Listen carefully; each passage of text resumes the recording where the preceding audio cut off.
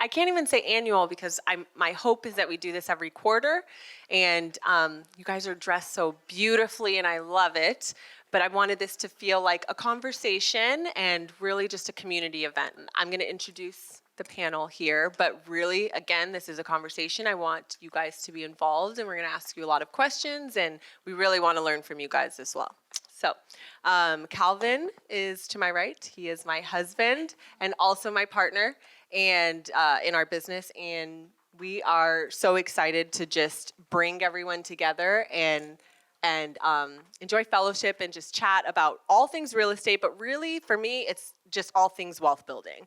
I'm really, really passionate about sharing information in the community, whether you're real, this is why it's not a realtor event, right? Not just with realtors, not just with lenders. We have amazing Patty Goodspeed in the back here, but it's really about all of us just sharing the information with each other so that we can all build wealth together. Too often, we're not sharing all of the reasons why we built the wealth that we may have or are starting to get and all of that, whether it's through real estate or whatever. Obviously, we have a collective reason here, which is real estate. So I'm excited to chat about all of that with you guys. So. Yeah, I would just say, too often we have that scarcity mindset, and here at Onyx Wealth Realty, we have the abundance mindset, and we like to share, and we're passionate about our community and sharing knowledge, and hopefully that translates into general wealth for everybody. So this is Laura Burke. A lot of you know her. So Laura, I think we met like 2019. It was definitely before COVID. Yeah. She had been an agent then for maybe 2 years. Yeah, and she came to me actually off of an ad for an assistant role, and I quickly said, no, you wouldn't, no, we're not going to do that. And quickly she found herself a role as my first agent on my team. So what I love about her story is, she's younger than Calvin, Krista, and I, and she has a hustle, an unmatched hustle, and she figured that out, and she learned, and she hustled, and she's about to buy her first house, and she's helped, yes, congratulations to that. Yeah, I think too often we have, situations where you have realtors that are trying to sell you property or sell your home, but they're not homeowners, and I think it's really important to, obviously, yeah, what's... Yes, thank you. Practice what you preach. So I'm very proud of her. But in her first year with me, her first full year, was it 17 or 18 homes? 20. Oh, look at me. Sorry. 30 million and I think 20-something homes. Yeah, in her first year. So, yeah. And the year prior to that, I think she sold 2. 5, maybe. Oh, sorry, 5 homes. Sorry. 5 million. There you go. So. Homes, yeah. Tell everyone about your journey a little bit. Yeah, so I started in tech actually, kind of like maybe most of us, or at least NECA. I sold computer hardware. And I was like, this is not what I want to do forever, but I was making good money. I was like 22 years old, and I was making 6 figures. So my parents were happy, and I was like, okay, this is cool for now.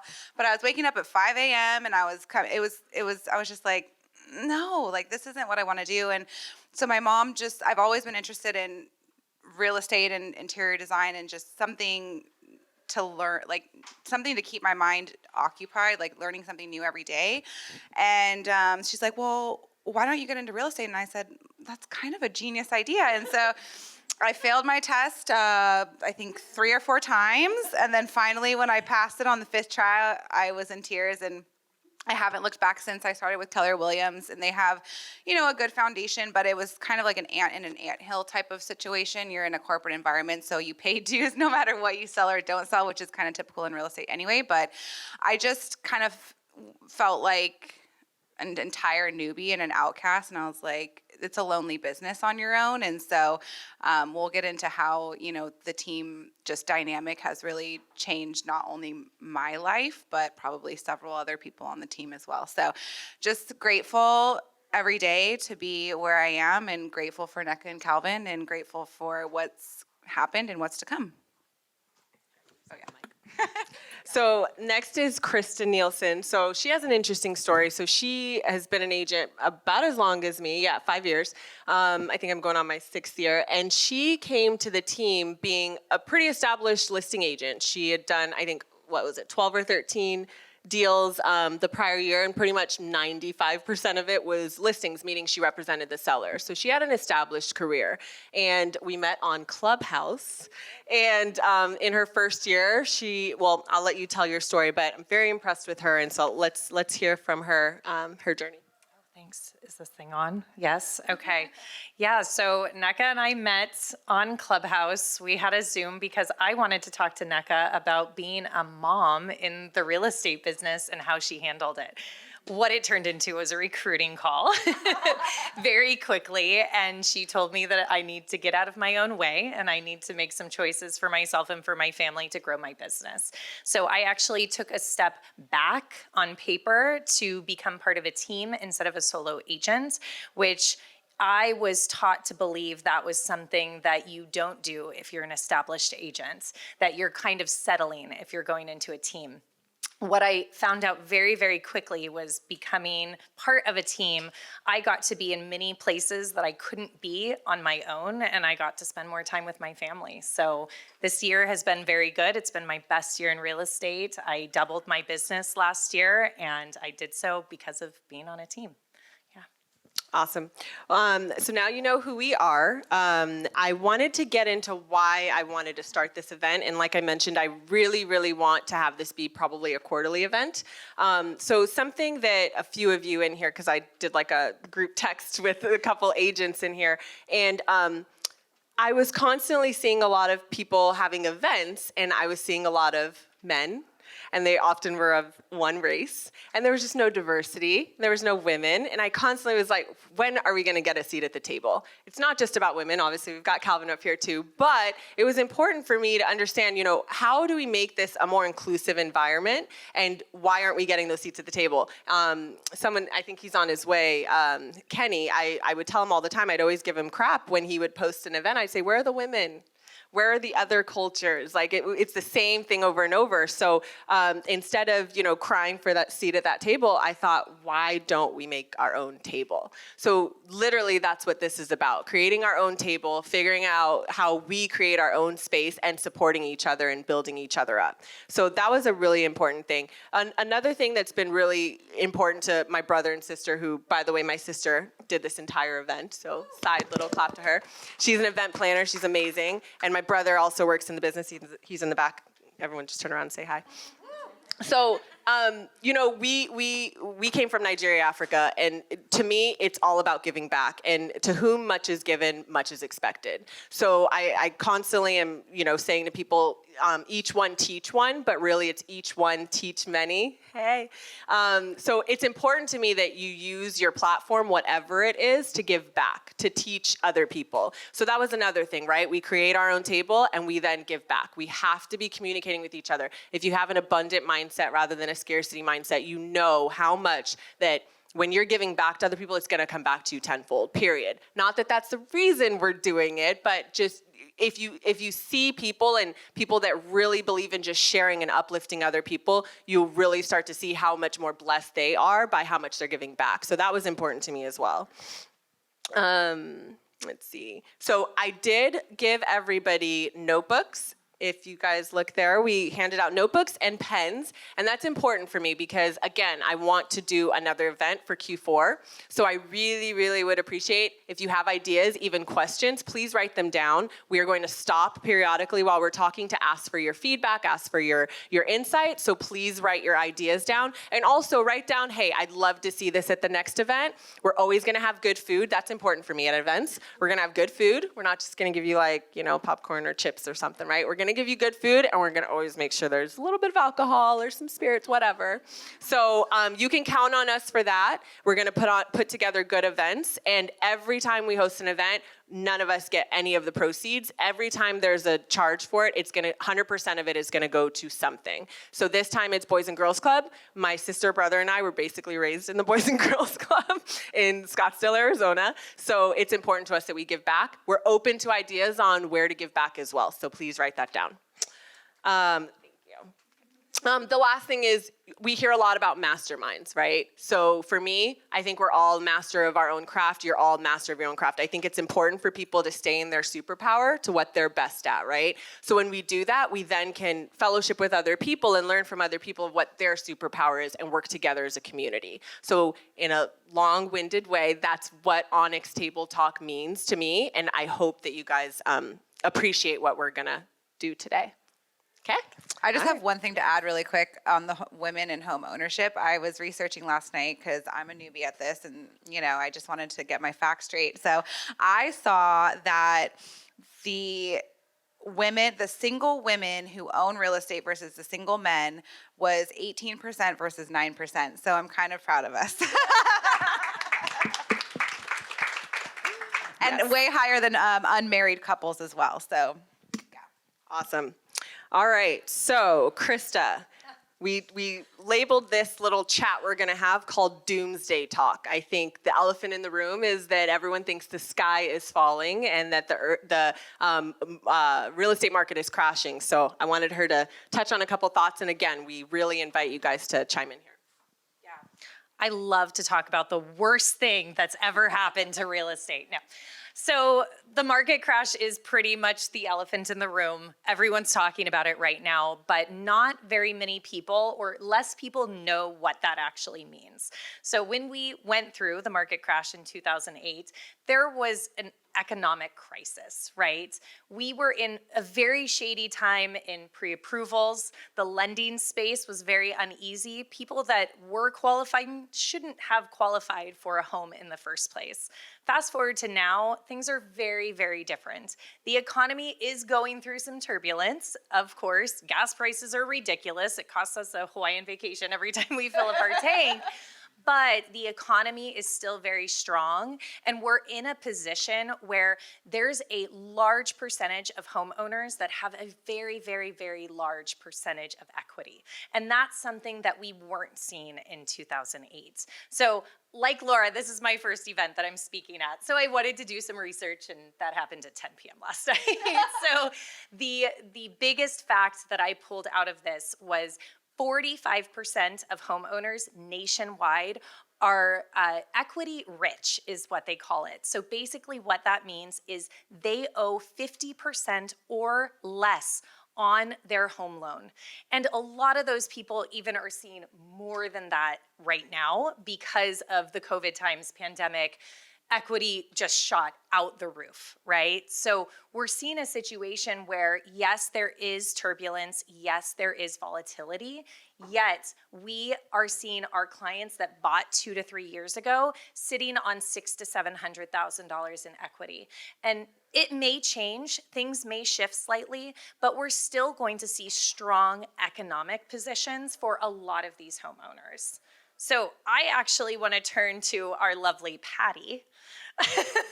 No pressure. I would love to hear a little bit of your thoughts on how you're seeing things, because you are the expert, and as realtors, we know what we know, and we know who knows it even better. So really quick, Patty is Patty Goodspeed of Guaranteed Rate, and she's helped many of our clients. She's helped Calvin and I personally. She'll tell you a little bit about herself, but I just want to give it a little intro. Does she have a mic? Oh. Thank you. Should I introduce myself or just go answer the question? Okay. I like how informal this is. Thank you. So my name is Patty Goodspeed. I've been a mortgage banker for 20 years. And I'm very excited to be here. It took me almost a year to get NECA's attention, so I'm really glad to be here. Yeah, yeah. So I'm excited. So I've funded approximately $1 billion worth of real estate over the last 7 years, and real estate residential transactions. I only share that number because I've experienced it all. I've seen every type of loan you can possibly think of, and that's after the crash, since the crash of real estate. So why that matters is because I've been through it. I've been through the cycles. I understand how it works and what factors contributed to the problems we had in real estate before, and why those same factors don't exist today. So there's this misconception that the recession created the crash in real estate. It was the crash in real estate that created the recession last time around. That's a really important distinction. People think that we're looking at a crash today and why we don't see that happening. Is that specifically your question, what you wanted me to touch on? You do that. Yeah. Are you sure? No, because I want to answer your question. Okay. So when people ask, well, what's actually happening with the Federal Reserve? So when the Federal Reserve comes on the television and they're giving this press conference and they're talking about hiking the interest rates, all of our phones blow up. People are worried. People are afraid. What's going on? My rates are going up. Oh my God, I can't buy a home. And it created this massive slowdown in our phones ringing for people wanting to go see a home or getting pre-approved for loans. To give you an idea, in March, I had $61 million worth of loan applications. April and May, over 41 million. And in, March, April, May. Yeah, in June, 31 million. So that's a significant decline in applications, and that demand is a number that we're looking at. The demand is what they wanted to control by tightening the money supply. So what they're saying is we had this supply that's down here, and then you had a demand that's up here, and by tightening the money supply, we need to balance that out. So when we talk to buyers, we're getting them excited, like, hey guys, this is the moment you were waiting for.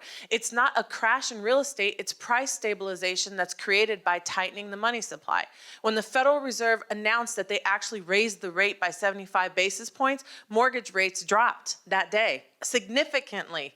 So there's a lot of misconceptions in the news that create, changes in the way people behave, humans behave. So when we're talking about a real estate crash, we have to ask ourselves, when you're having the conversation with people, you'll say, well, can you help? Well, let's brainstorm. Where do you think the excess of inventory will come from? In 2006 and 2007, what we saw was a flood of inventory that hit the market because people were getting foreclosed on. One of the largest suppliers of the listings were REOs. They were real estate owned agencies. They were banks that had taken the properties from the people, and they would contract with someone, like with a broker, and then they would give you 100 listings. And as a broker, you would go out, you'd get paid $250 to go examine the property and list it on the market. That's where a majority of those listings were coming from. So where is that flood of inventory going to come today? We have a significant increase in inventory this year, but it's still 50 to 70% lower than what's considered to be normal. And this week, with interest rates improving, you might find that your phones will ring and there's all these posts about it, and people just kind of run with that media. So in order for mortgage rates to drop again, what we need to see, the key factors that you're looking for, is that the inflation rate comes down. So the inflation rate is at 8.5%. The Federal Reserve, the Fed funds rate is at 1.75, and they've said that they gradually want to take it to 3%. When they do this, historically, I have some statistics on this, when they do this, the reaction is that the inflation number will come down because they're just tightening the money supply. So you've heard people say, if the government just keeps printing money, this problem's never going to stop. If they're consistently injecting the system with money, the money supply is overcrowded. And if you had 150 pens, you would sell them for 25 cents each because you just want to get rid of them. You might even give them away for free. But if you only had 10, you're going to sell them for $10 a pop. So that's the difference. It's really simple. It's a really basic concept. So what they're doing is tightening the money supply so that they can slow down the demand and just put a dent in this price increase problem. And by doing so, they're going to be able to reduce the interest rates eventually. So the key factors that you're looking for is the cost of oil per barrel and the inflation rate. You want to see those numbers come down. Oil affects everything. It affects the transport of your food. It affects the manufacturing of your goods and how it gets from one place to another. So those are the numbers that we're looking for. Unless we have a massive flood of inventory that we don't know where it's coming from, we're not going to see a crash in real estate. What we're experiencing is price stabilization by design. Do you see why I brought her? Thank you. I have one question for Patty, because we had a training today, and they had mentioned that the 30-year mortgage is actually the cheapest rate right now, but only jumbo 30-year mortgage, but only for a couple more weeks, like it's kind of the sweet spot. And you can still get the 30-year jumbo in the 4% range. Is that true? Yeah, today we locked one in at 4.875, and it's important to note that that loan amount was 792,000. So jumbo is anything above the conforming loan limit, which is right around 647,000. So that applies for everyone.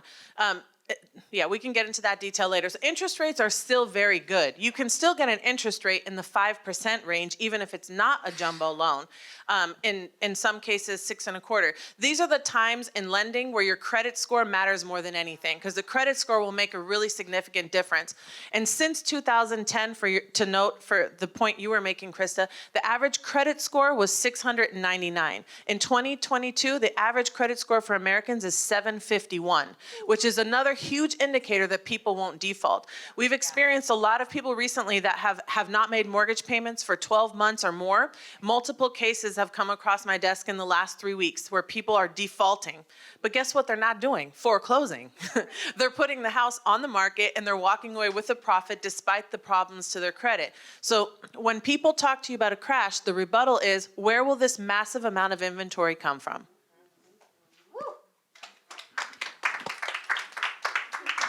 I have nothing else to say. And I mean, really, it's the conversation of how are we talking to our clients, right? How are we talking to buyers and homeowners in this situation? The conversation differs for each of those, and some sellers are buyers, right? So this is a season of opportunity. What we're talking with a lot of homeowners about right now is values are still continuing to go up.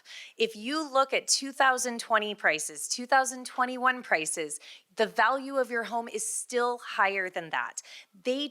Homes are not appreciating as quickly as they were maybe 6 months ago, but we've all missed that boat. The time is to move on, and we're trying to figure out how to move on from that. So homes are selling. They're just selling for a little bit less than what they sold for 6 months ago. They may take a little bit longer on the market to actually sell, but it really comes down to working with a great agent and a great team and working with people that know the market specifically that you are in.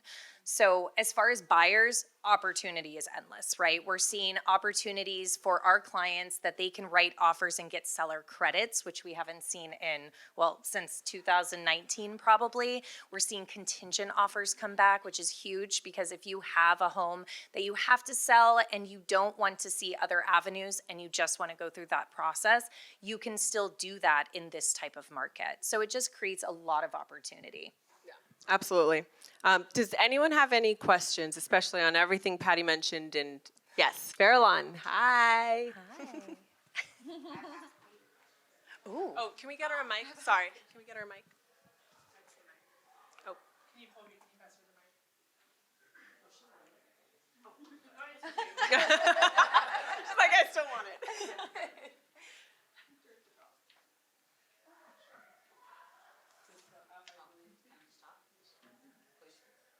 Okay, hello. So yeah, I have almost a half a page of questions. So Patty, I don't know if you want to take notes. Really, all my questions are geared towards, I appreciate the conversation that is around generalities, but what I think also really helps folks is to make things a little bit more black and white and concrete. So some of the questions I have for you, Patty, is like, you said that inventory is still a long way from normal. I'd like you to explain how you define normal. We've said the word crash a lot, and I'm a financial advisor, so I guess that's why I want these numbers. Like, for example, a bear market is defined as a 20% drop from the high. What is considered a crash in the real estate market?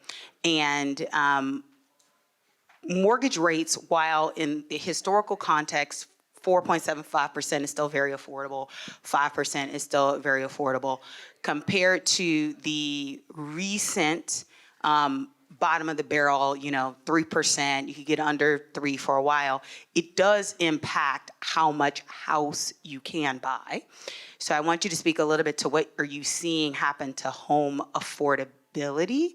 And then on this picture around, like, the market's changing. Like if you have some thoughts about what you're seeing, well, this might go back to them for like days on market and change in sales prices. And are you seeing a difference between single family homes and like condos?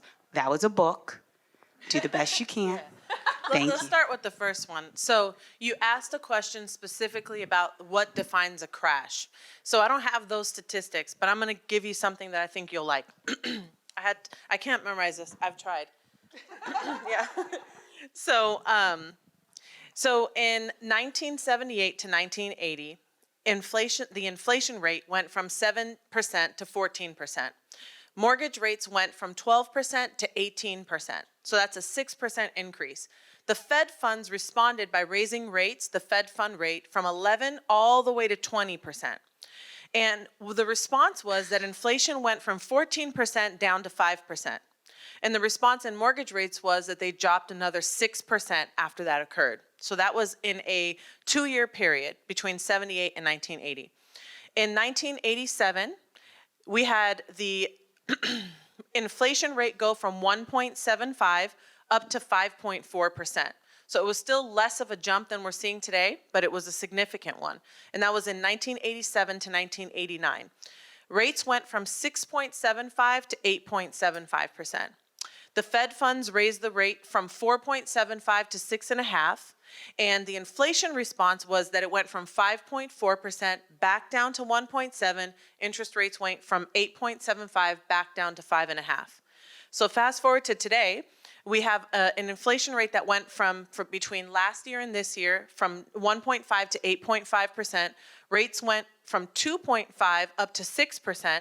And the Fed funds rate right now is 1.75, but they're projecting that they'll gradually take it up to 3%. So we know from history that that's going to create a dent in that inflation number, and it's going to drive the interest rates back down. Why that's significant is because that is what we're seeing controls the demand. So you have a demand and then you have the supply. So what would create the crash? So what would create the crash is if there was no solution to the inflation problem, that number continues to rise and buying homes comes to a complete halt, because then you would have to start discounting. I think a significant data point for you would be that there is a difference. There's a distinction between the list price, the market value, and the appraised value. And that's not talked about enough. So back in the last 2 years, you would put the property up, for easy math in my head, over $100,000. And at $100,000, Obi would come and say, I'm going to pay $150,000 for it because Iguehi offered $130,000 and I'm going to offer $150,000 for it. He wins the bid. Now, that house appraised for $145,000 because the data for the appraised value has not caught up to the speed of the market, which is what we were dealing with. The value of something is what someone is willing to pay for it. So here we are today. So if you just take that small example and you fast forward to today, you have a property that goes on the market at market value at $100,000. Iguehi is no longer offering $30,000 more. Obi is no longer offering $50,000 more. Did the market value change? It didn't. The market value of the property remained the same. It was the demand that shifted and someone's willingness to pay the premium that was driving the prices up that changed. So I've been telling people for 2 to 3 years that what shift we're going to see is not that real estate is crashing, but the acceleration rate of the equity has to stop. It's not sustainable. And one of my best friends owns a med spa in Walnut Creek, and I said to her, if you were the only person, she kept wondering why her offers were not getting accepted. I was like, look, if you were the only girl in Walnut Creek with Botox, you'd be selling it for $150 a unit, not $8 a unit to keep up with the ads, right? You're selling it for $150 a unit because you're the only one that has it. That's what drives it. So you had the supply down here and the demand up here, and then you had everyone willing to pay a premium. That's the distinction we have to talk about when we're describing what you're asking for, which is why will it not crash, right? Why is it not crashing? So that's another important thing as agents to really explain to people that when you're talking to someone and they think that the prices are going going down. No, the prices are stabilizing because you no longer have people that are willing to write that check for a premium. They're willing to cut you out of the market, and they can. That was a dangerous environment to continue to feed into. So that had to stop. So we're grateful for this stabilization. And to see a crash, you would have to see so much inventory come into place to drive the value down. So that house no longer gets listed for 100 grand. That house is now worth only 80 because I got 15 other ones just like it willing to drop the price. That's what creates the crash. So hopefully that was a good answer to that question. I think you did a very good job. Of course, I would have liked even more specifics, but I think actually it was very helpful. Thank you. So You made me nervous, for the record. Oh. But you're talking to not She's- just me. she's you're talking smiling to on all the these inside, I other people. I know, I like it. Thank you. You're talking to these other people, which helps make it clear. So for the home affordability piece, so yes, so we're seeing these prices stabilize. What is also true, though, is even at a stable rate in this area, homes are generally not very affordable. Right.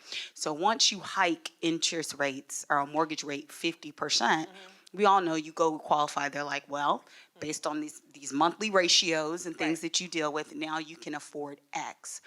How do you think that lower demand for folks who do need mortgages, who are not going to go out and pay cash for a house, is going to impact bidding and the price stability that you're talking about? So the first part of your question regarding the price point and affordability, we can't solve housing affordability tonight, and it would take the dismantling of a system to create that. So we can't solve that problem. But to answer the first part of your question, I created a chart not too long ago it's on Instagram, but it's not that visible. It's not that legible. But the point is that from the $500,000 price point to like a $1.3 million price point, the range was from $389 to about $1,500 a month. It was the impact of this rise in interest rates for the monthly payment. In the United States, on average, households are spending $460 more a month just to eat and live. We're worried about the price of their dozen of eggs going to $12 a dozen, right? So $460, that's a national average. So we know it's higher in California. So that is a huge problem, right? It's the impact of the payment. That's why 75% of the buyer pool is out. That's why the demand has dropped, and that's why no one's willing to write the check for the premium. So it's not just the interest rate, it's the hit that people have taken where the 20 to 30% loss to their net worth and their stock accounts, and if they invested in crypto, 9 out of 10 times they lost all that money. So that's what's problem. So they don't have the money to spend, they don't have the money to write the check on the premium, and I know that all too well. I had a client who had a $15 million net worth from crypto write a $4.5 million check for a house, and the remainder of his net worth went to absolutely nothing right after. So it's a real problem. So when you see that people have less money to write, they don't have the checks to write the premium, they're impacted by the cost of gas and the cost of food and the cost of the mortgage, that's why you're seeing the demand have this drastic shift and you see the price stabilization. So this is just, I think, natural cause and effect of what's going on in the marketplace. And I think how that's going to impact what you're asking me is how is that going to impact the price raising. So she made a great point about values are still going up. Why are they still going up? Because this has normalized. It's not normal for you to make 20% a year on your house. The stock market has a 150-year average of about 6.5%.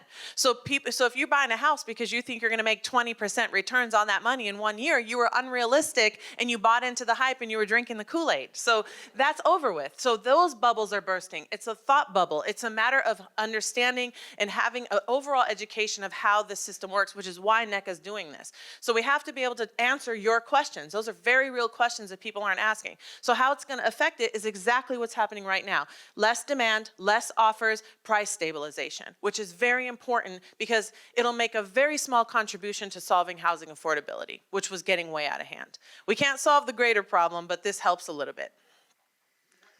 So this is, she said it already, but this is exactly why I wanted this type of event, right? Because too often I'm getting buyers that have lenders or whoever they're going to ask their questions, and they're not giving answers like that. You know, they're not going into detail. COVID made people really, really spoiled in whatever profession they are. Most professions, they were really, really spoiled. And so they stopped having the conversation. They stopped going deep. They stopped answering the questions. I have too many buyers that are literally just don't even understand, and their lenders are not responding. I think it's super important that, again, why I want this type of a community is, you know, all of you that are out there that are not buyers, that are not agents, that are not lenders, you have to be encouraging your friends, your family, your cousins to make sure they are getting this type of information back from the professionals that they seek it from, right? So we have to be, you know, talking to each other to encourage each other to find that kind of answers so that we understand on a deeper level. Because at the end of the day, you have people that are trying to time the market. And I mean, has that worked for you, Farallon? You recently bought and sold. Has that worked for you to try and time the market on any side? Thank you, my love. But really, what would you...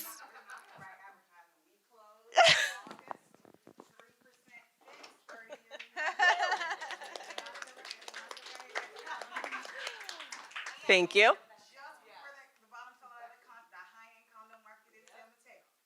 You really did. But, but what would you say to someone that is trying to time the market, right? Because we have a lot of clients that are buyers and sellers. We have a lot of friends that are trying to buy and sell. And it, you know, literally, what would you, your financial planner, what would you say to them in one sentence, two sentences to encourage them? It's not about trying to time it because you can't.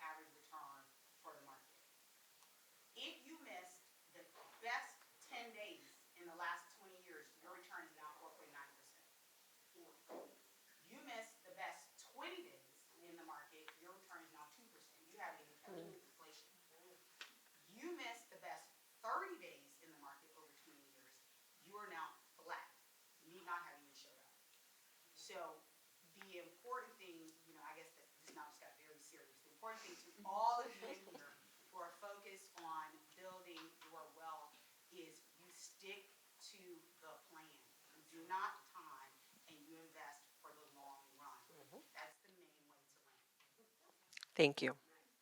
Okay, so we're going to move on to a section I like to call community talk.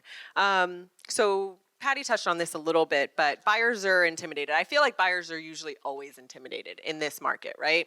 So Farallon mentioned, you know, let's get to the nitty gritty, like let's talk real get to the black and white granular. What I love about the community we've created, the team that we have, is we literally span a 100-mile radius any day. As far south as Hollister, as far north as Oakland, San Francisco, you know, all of the above. What Patty mentioned before about list price, sales price, market price, appraisal price, all of that matters. And I think we're not talking about that enough, because if we were talking about, if people truly understood it, like buyers and sellers truly understood that, I think they'd be more encouraged by this market. So what I'm saying is, in the past month or two, if I have a buyer that's trying to make assumptions about what the list price is telling them. Meaning they say, oh, NECA, I'm not paying over the list price. But I'm trying to remind them, you're forgetting that this seller is 2 months, maybe 3 months out of this whole turbulence that's been starting with the interest rates. They may not be listening to their agent about how to list their property because they still think it's worth what the neighbor sold for, $300,000 over market value. Is everyone following? I'm pretty sure everyone in here is following what I'm saying. So what I'm finding that's super interesting is, Krista has lived in Morgan Hill for a long time. She does pretty much all of her business in Morgan Hill, right? We've got Laura over here that's in the East Bay. My husband is from San Francisco, from the East Bay, does a ton there. We live in Willow Glen, San Jose.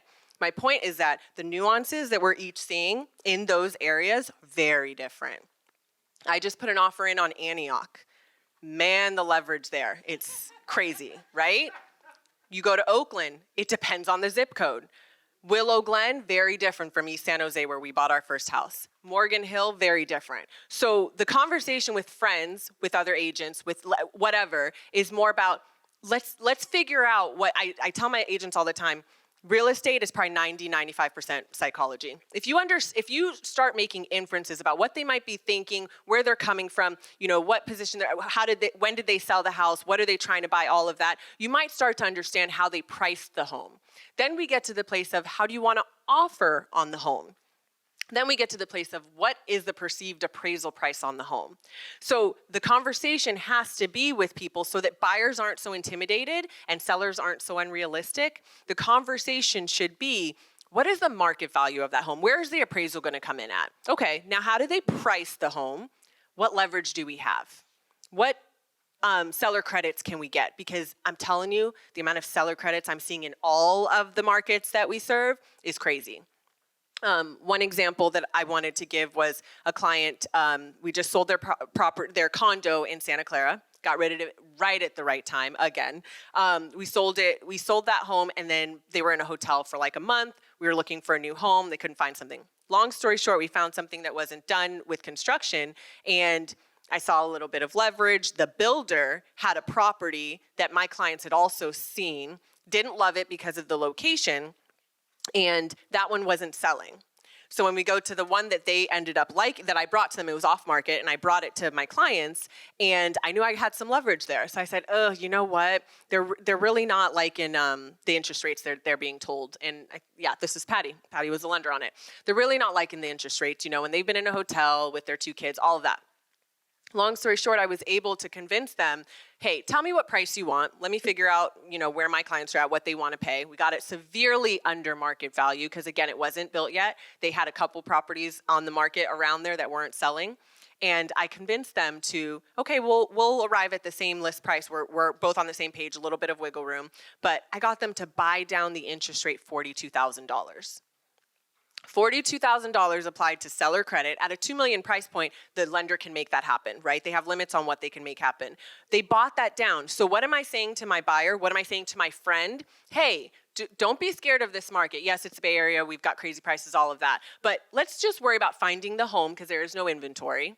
And then let's see if we can buy down that interest rate so you can feel like you bought 3 months ago because everyone's kicking themselves like, oh, I should have bought 3 months ago when I was really, wanting to, right? So that's the conversation we have to be having to people. The leverage right now is crazy in any market. You just have to know how to look at it. You have to know how to analyze the data. And with the right people around and all of us having these conversations, especially non-agents, non-lenders, I think it's super critical that we're having this conversation with our friends and our family and stop listening to Uncle Tom's, Aunt Larry's friend, whatever. Sorry, that was a bad example, but you know what I'm saying.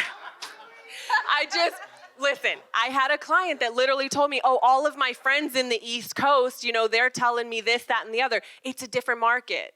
Right? Antioch is a different market than Morgan Hill. Willow Glen is a different market than East San Jose. I mean, that's the conversations we have to be having. Don't hold me to that example, guys. Just be nice. All right. Does anyone have any questions on that or just thoughts on that? I have a thought on that. Yes, please. Yeah, so we've heard a couple of panelists and Patty talk about how it's a great time for buyers right now. I'd like to emphasize it's a good time for first-time home buyers because the competition out there is not as fierce as it was prior. right? And there's more leverage to be had. So if you're a first-time home buyer, or if you know first-time home buyers who were in the market and not in the market anymore because of COVID and how much competition there was, now is a great time. Absolutely. It really is. The amount of emails we're getting as realtors saying, reduced price, transparent pricing, please come buy this home. I can't stress it enough. For all of COVID, not one. I mean, you could barely get an agent to call you back if you're an agent trying to put an offer in. So we have to be talking about that more, because the people that are intimidated, in 2 years, they're going to be like, oh, you should have told me to buy. Why didn't I buy? It always happens. What are our parents saying? Oh, I wish I would have bought 10 years before I actually bought. That's all they ever say. So we have to have that conversation. I have a quick question. Yes. Sorry, it's Emo here. So Oh, hey. is part of the psychology around buying, beyond what you said, first-time buyer, less competition, is some of the math that the home you buy at maybe its normal interest rate, assuming broadly the markets get better down the line, you're able to close and you did all that, and interest rates drop, then you refinance, and now you're in an even better position. Because you could afford the house before with higher interest rates. Now are you in a better equity position because the market's improved, you potentially refied, and you have more equity? Is that a way to think about it as well? 100%. I mean, that's the equity growth, the equity potential out here with what you just described, I think is unmatched to a lot of different locations. So like you said, and I know Fairlawn preaches on this, figure out what you can afford. As long as you can afford that, understand that a year in, 2 years in, you're going to be sitting on more wealth opportunity than you might have had if you didn't buy that home. So if I'm answering the question correctly, I feel like that's exactly what we're talking about here. Please. This is Tamika, everyone. So I deal a lot with buyers, and actually the listing has. This is a perfect time, honestly, for the buyers to move up.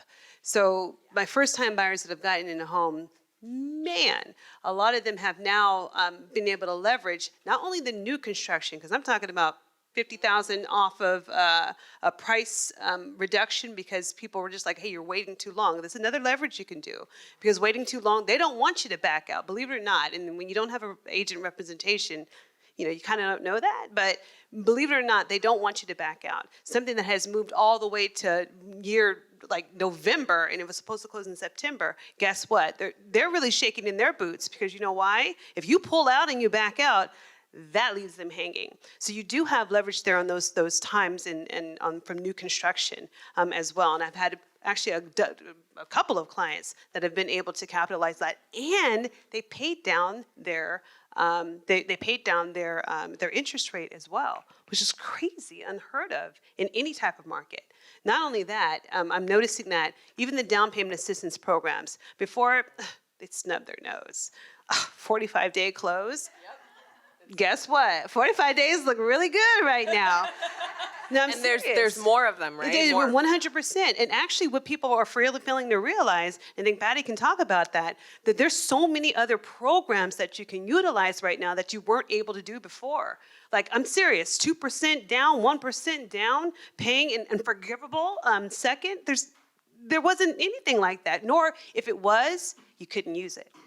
Because the amount of time and the competition was too stiff. So absolutely, now is the time that you can go in as a first-time home buyer, yes, and actually get yourself in there. Look at the down payment assistance programs that they have. You can utilize it now. Mm-hmm. That's why, again, it's such a good market for first-time home buyers and for the move-up clients as well. So don't knock it. Let people know, hey, you know what? Get your butt out there. If it's 6%, who cares? If you can afford a $450,000 home, you can get it.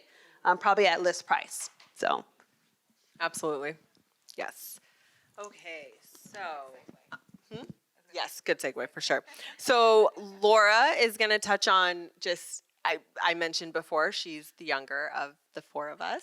And I'm just proud of her because you're right. I'm proud of her because she's about to buy her first home. And I just want to speak to, again, how we can engage the younger community to not be intimidated by it, to ask the right questions, and to really get into homeownership. Yeah, I think this is kind of the perfect segue. And to Tamika's point about all of the programs that home buyers have that they just don't know about.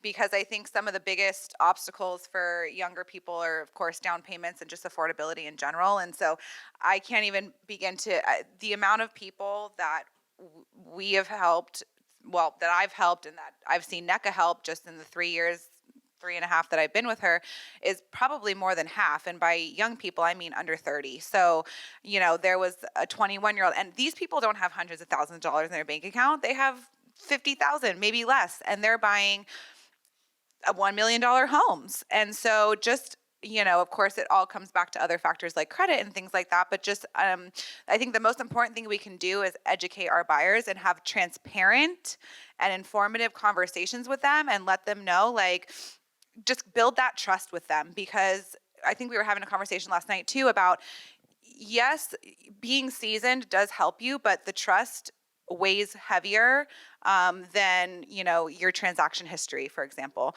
So I think just letting them know that, you have their best interest, and then just also letting them know of all the advantages there are to being a home buyer. Tax write-offs you can write up. I mean, of course, there's maximums and things like that, but it's a huge advantage. Things we've touched on, appreciation, home equity, that's just unmatched. I don't think there's anywhere else in the U.S. at least that we're seeing even the 7.5%. And yes, we're not going to go back, probably not to a 20% a year market. But if someone buys their home in 2018 and sells it now, bet you if you averaged out that appreciation, it'd be more than 7.5% a year. So, and then using that equity as a ladder to create generational wealth. That's a word we use probably once or at least twice a day. And I see it now. You're always going to be chasing the train, if you will, catching up to the train. Oh, I don't have enough money for the down payment. Okay, well, you never will, or it's just an excuse. I think practicing what you preach has been a really big thing for me, because I sold the dream to a lot of people before I actually, got into it myself. And so, I had the same excuses that a lot of them had. And then I had a conversation with Patty, and she's like, "What? No, this is fine." And I was like, "What?" And I just couldn't, just knowing it's possible, and then fixing those imperfections or blemishes to kind of propel you to that next level. But you can still, knowing that there's tons of light at the end of that tunnel is really inspiring. And I can only imagine how other people feel too. So, and I wrote down a couple of notes here just so I didn't forget anything, but yeah, and like taking out money against your HELOCs and things like that. Lenders have just the most amazing products, and they're only going to get better with the interest rates on HELOCs and taking out money, whether it's to put down money on your new home and trade up, or pay for your kids' education, or whatever you want to do with that money, remodel the home you currently live in. I mean, you don't just nobody just sprinkles $200,000 on you. It's the only way to do that, I feel, is through home ownership. So it's been really eye-opening, and just educating yourself, because at the end of the day, I'm not telling you these things, I'm showing you these things. So anyone else have anything to add? Does anyone have anything to add there?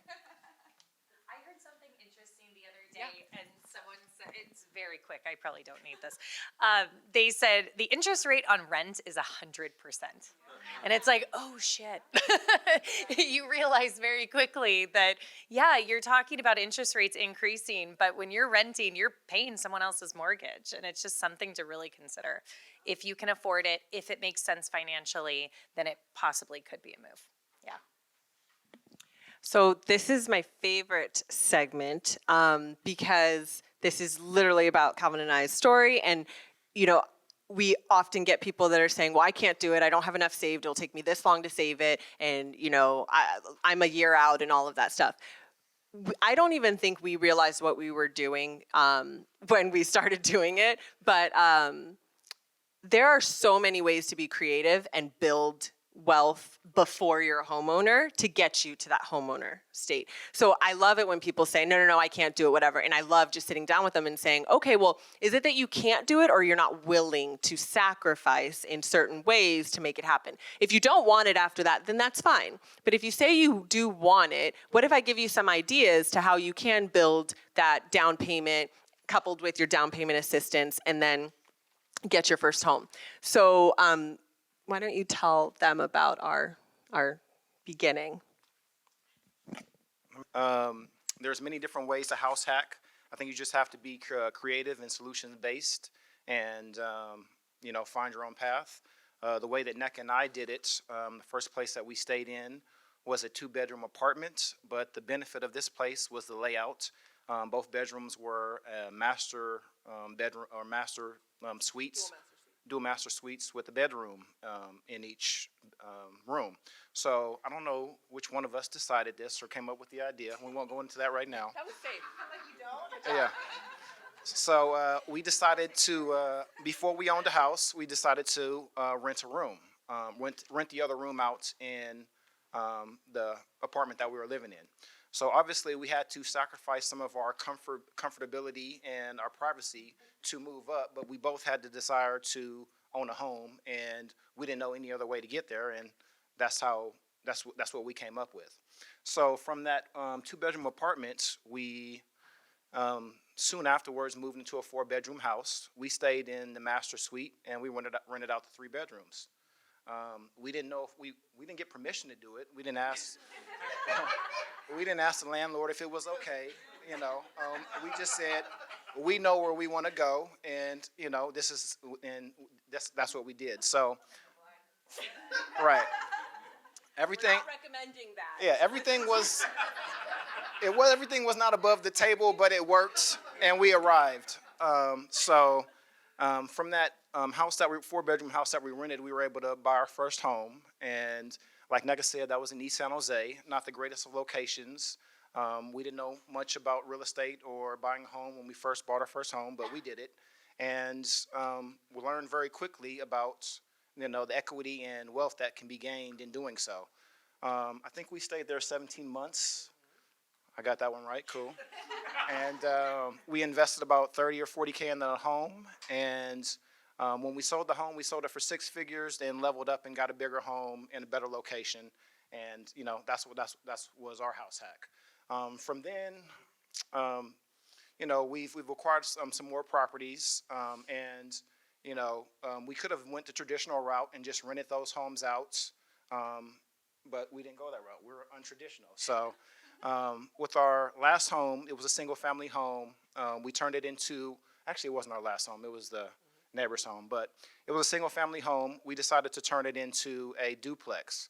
We made a unit up top and a unit up bottom, therefore kind of like doubling our income for the property and beating what we could get from a rental probably by 1.5 or 2x. So that's how we did it. And we put that on Airbnb. And we also built a ADU in our backyard, unpermitted, but it was done by a licensed contractor. That I'm recommending. So, we took the untraditional route, and house hacking is what you make of it. And if you have questions, if you have ideas, or let us know, and we'll be more than happy to have that conversation with you. I want to call on Kofi and Erica real quick because they have another hack that they did specifically that I thought was kind of cool, and want them to, kind of speak about it, and also about how you were feeling when you made that investment with that 40K of termite damage. How you're feeling now? Yeah. Oh, wow. Putting us on blast, but it's funny how Mecca talks about her process, because as she described it, exactly what she did to us, but it's all for the better. I actually was scanning through my text messages and just was looking back at the experience where, on October 9th, 2019, I was like, hey, Erica, how about we hit up Mecca because I saw this house was interesting. At 10:38 p.m. Yeah. and then the next day we're talking, and we're like, what if we made an offer? We weren't even really considering looking at a place at the time. We just happened to look at it, and we made an offer like at 8 o'clock, and then somebody had accepted at 10 o'clock. We were like, wait a minute, what just happened? And as part of our plan to like get this property, which was a duplex, we had done this pitch as NECA had recommended that included like a picture of our family and the idea that and our grandmother, because we wanted her to be a part of it if we move into a home. And we had two sides right next to each other, and come around a couple years later, it's now been almost a year, and our grandmother lives next door to us. We are in a home that is appreciated well. Our children have the grandma right next door, and we're in a space where, I think we've refied twice, maybe 3 times. So we're probably paying less than we were paying rent before we moved in there, and things have worked out quite well. Like was said earlier, rent's going up 100%. You can read everywhere about like the rent warfare going on, and no matter what, we're not gonna have to worry about that. And we're in a much better position, and it's been awesome just hearing the specific advice kind of being given. Like what we've experienced with you is that you can't time the market, which has been said, but there's always opportunity available. But you have to be ready to take the opportunity. Because if you're not ready to take the opportunity, by the time you're ready, everybody's gonna be talking about it, and it's gonna be a lot more expensive to go for it. So like for us, we didn't have a lot of money down at all. We didn't have a lot of money saved, but we're like, okay, we have what we have saved. Let's get a pre-approval. Let's find an awesome agent, and whenever opportunity presents itself, it presents itself, and that's how it ended up.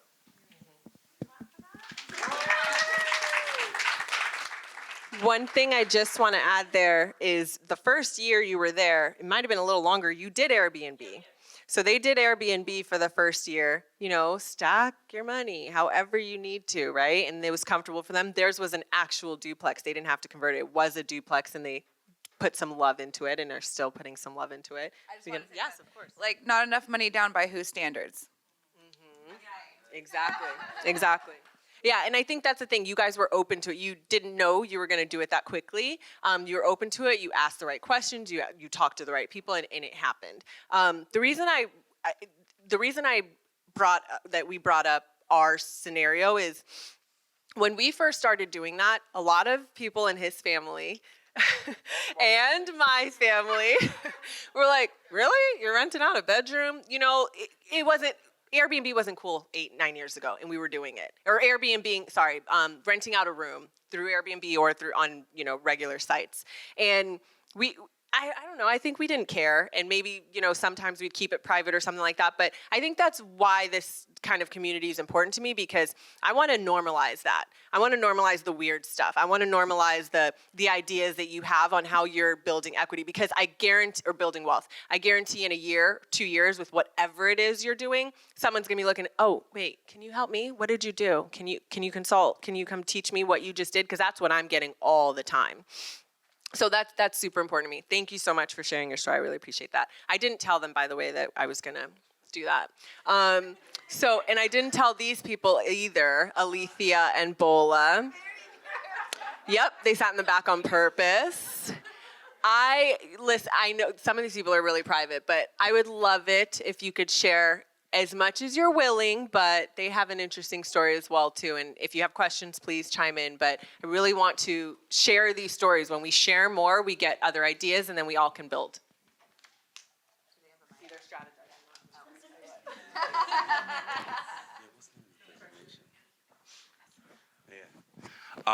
Well, glad to be here.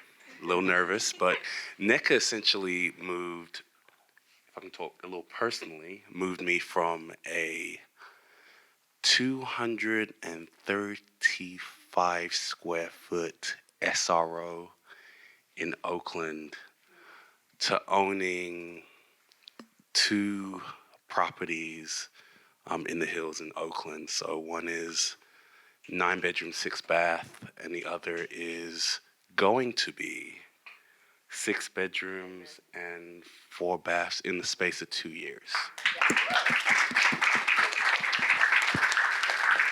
And so Nick and the team has completely blessed me and my family. We're completely appreciative of her and the whole team. Shout out to Laura as well for all the stuff that she's also done for us. But everything that they're saying today is real. Just have to think a little bit differently. Use your brain, think about it differently, and think about what's going to ultimately benefit you and your family. And anything can happen. We didn't think that we were going to be able to move into the first unit. It was a little bit more than what we expected. First property, sorry. It was more than what we expected by quite a bit. But after talking with NECA, she convinced us that no, we could do this. And we dug deeper and we prayed about it. And we're able to get in. And, you know, we're eternally grateful. I'm going to pass it to Alethea. She may have a few more things to say. Okay, so everything that has been shared, I wholeheartedly agree with.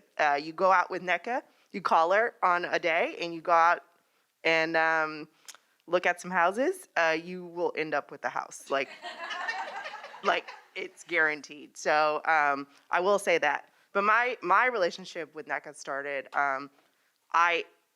when I first met NECA, she was juggling corporate and her real estate business. And so I kind of seen the progression. I actually met Calvin first, but going from there, just to see the progression, it's been amazing, definitely inspiring. And I owned a duplex in Oakland as an investment property. And so when I first met her, I was like asking her questions about how to manage and whatnot. And she pretty much was like, oh, I'll help you with that. And I'm like, okay. So fast forward, she helped manage that. And I'm like, NECA's on it. Then Bola and I were looking at purchasing our first home together. We knew we wanted a multi-unit because just based on our backgrounds, that's just what how we felt like we could best build wealth versus buying a single family home. And as Bola mentioned, we were hoping to live in one of the units. It was a 3-unit building. It is a 3-unit building. And we were hoping to live in one of the units and rent out the other 2 to pay for our mortgage, to then eventually keep building. It didn't work out that way with that building, but that's okay. So then we said, okay, now let's go find our home again. So we're like back to the drawing board. And we were looking at multifamily homes again, but we just weren't seeing anything with value, or things were just too run down, or tenants were already occupying. And it just, like, the numbers, for us, it was about a numbers game. And if it didn't make sense from a numbers standpoint, we were like, we can't do it. We can't move forward. So then I just happened to look at a single family home, and I was like, I don't know. So then we started considering single family homes with large pieces of, like a large lot, large pieces of land. Because then we were like, we could still kind of get what we want if we do an ADU. So found this property, saw it, and was like, I don't know. I sent it to him, and he's like, yeah, I guess. I don't know. I sent it to NECA, and she was like, oh, okay, but is that what you want? And I was like, I don't know. It looks interesting. The price is right. And then we still kept looking at multi-units because it didn't check all of our boxes. We circled back to that. And long story short, we ended up buying this piece of property, and it looks crazy. There's many of you in this room that can attest to that the layout is the craziest layout that you've ever seen. But you had vision. Correct. She did, I didn't. Correct. Because we actually talked to a contractor before we even put a bid on the house saying, hey, this is what we have a vision of doing with this piece of property. And then because of the crazy layout and because it had been on the market for so long, we were able to use that as leverage because we knew they weren't getting any offers. And Laura and NECA can both attest to Was this. it, I honestly don't remember the exact year, but wasn't that 2018 or 2019? Yeah, that was, we closed 20? on that property 8 days before the lockdown. Oh, we're talking about, got it. Yeah, you're right. Yeah. Yeah, you're right. On the one we're in. And so we bought the triplex in 2019. Yeah, and then I sold my duplex in 2019, and then we bought this new house in 2020. When everyone was scared, you were doing something different. And I mean, sorry to put your business out there, but I have to put okay. some numbers. I know Fairlawn loves, we got to do numbers. So you bought it around the 600 mark, low 600s. Yep. It's at least 1112, probably much higher than that. Given the current market conditions, not sure, but once you add that AD, that's just in just with the regular house that we bought it. Correct. They're adding an ADU on there, which they're finishing very soon. Correct. Amen. It's yeah, that's just in 3 years. Yeah, and so we've already appreciated without the ADU. And then we're adding a 2-bedroom, 2-bath ADU. Yeah, just short under 1,000 square foot. I'll bring it to about 1.5. Thank you. So in both examples that were spoke today, both Coffee and Erica and Bola and Alethea, I think it's important to note that they sacrificed a little bit of comfort and to get where they wanted to go.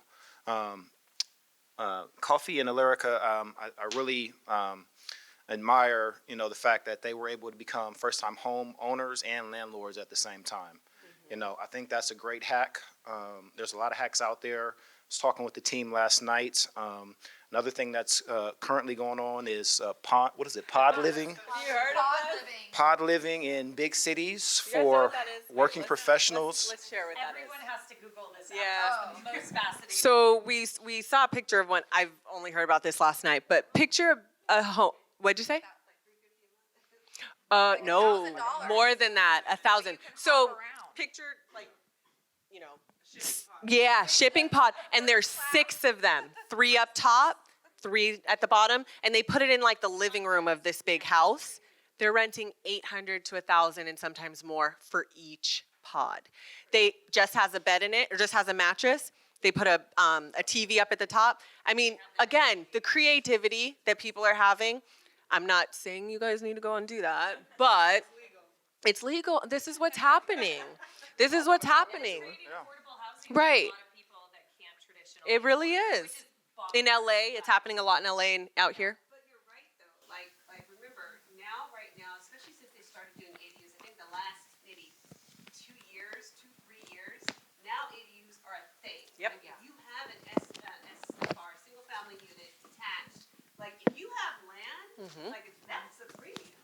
Like And the city wants you. They're encouraging. More now than ever. Yeah. to do it exactly. So this is the time. If you family members, grandmas, aunties, great aunts, whatever, if they Use have their land, equity, build something. And Right. absolutely. And if they can't think that they can't afford something, but how about this? You don't want to move. Well, what about your land? Yeah. And really, this is the time because honestly, the rules and stuff. I mean, it's changing Mm-hmm. all the time, but still, they're so lenient because they know we have a housing shortage. This is the one time that you can actually get in on Mm-hmm. something and make sure you get money for that land. And I've Very seen important. your example right there. I've seen people, so, your mom's living there and has big land and maybe you help her build the ADU. She moves into that back unit, rents out the front unit. What I'm seeing, I don't know if you guys have recognized it, the agents that are in this room, they're pushing it so much in the city. We all know that, right? Or in most cities, but also on MLS. When we're looking at homes, they now have a button to click on. What is it? It's Synop something. Do you guys know what I'm talking about? And something like that. And you click on it and it gives you the ADU options for that location. So not only is the city pushing for people to build more homes because we have a shortage, they're also pushing for people to understand how many you can build. So I know in Santa Clara County, you can do an 80 in most areas. You can do an ADU and a junior ADU. You can convert your garage. You can walk in on a Tuesday and walk out with your permits.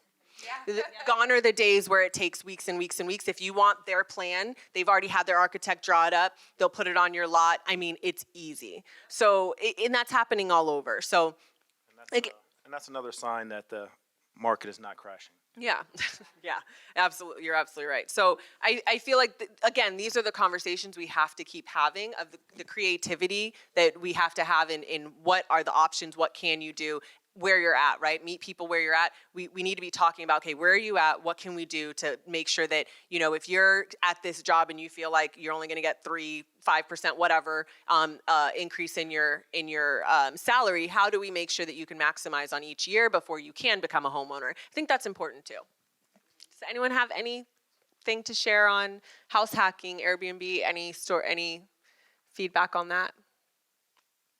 No? Okay. Okay, so we did want to touch on, so Chris is going to touch on just what are agents, you know, we do a lot of business. What are agents doing for their buyers right now? We talked a little bit about buying down the interest rate, and what are we talking to sellers about? What are those conversations so that we can share this information with other people? And then we're going to eat, I promise, and we're going to get more liquor. I had to talk about the market crash, and now I have to be the last one. Oh, God, I am in between you and cocktails.